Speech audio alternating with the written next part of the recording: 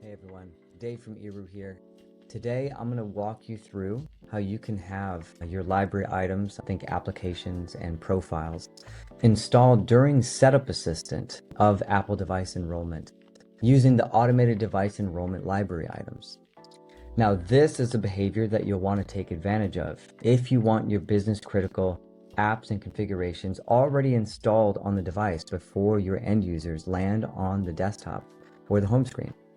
Instead of waiting for these applications and profiles install after enrollment during liftoff, they can be installed during Setup Assistant. So to get started, we'll just hop on over to our Automated Device Enrollment library item. So I'll go ahead and add a new one, select Automated Device Enrollment, and we'll jump in. So the first thing to note when you're in this library item is a list of all of the devices that you can configure this for: Mac, iPhone, iPad, Apple TV, and Vision. And you can take advantage of this setup library items during Setup Assistant feature with any of them. We'll jump into the Macs here. So toggle on Mac.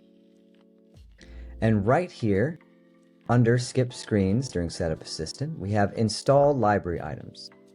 So you'll enable this checkbox, and a drawer will pop up on the right-hand side of all of your eligible library items that can be installed during Setup Assistant. You can search via keyword at the top, or you can filter for the type of library item you would like to see. Now, once you make your selections, you'll see the list fill out here on the left-hand side. So I'll just make a couple more selections. And once you hit done, you'll have a clear understanding of what will be installed during Setup Assistant. Some quick things to note, and I'll pop back into the drawer here, is there will be some library items that will be on by default and cannot be deselected. File Vault being one of them, and other profiles like passcode and restrictions. So as you're combing through and picking out your library items, do take note of what will already be selected by default. Furthermore, and important to note, what will be made available to you in this drawer will be based on what device you are configuring this for. So for the Macs, you will see Mac eligible library items, for iPhones, iPhone eligible library items, and so on and so forth. On the right-hand side of every one of these library items, you will see what other device types are supported. So you'll have quick information there. And it's also important to note that while all of your eligible library items will be visible in that drawer, what gets installed is what is scoped in your blueprint. So you can see I have 1Password8 here at the top. But if I don't have 1Password8 listed in my blueprint scoped to the device, it simply won't install. Now, one quick thing to note, what the end user experience is when you're setting this up.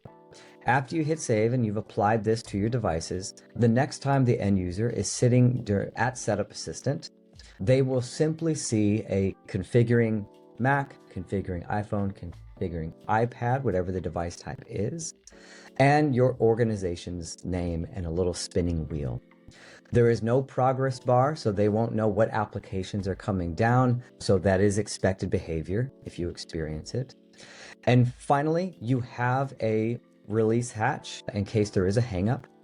Right here, underneath your library items, automatically release device after, by default, 15 minutes, but you can take this up to 120 minutes.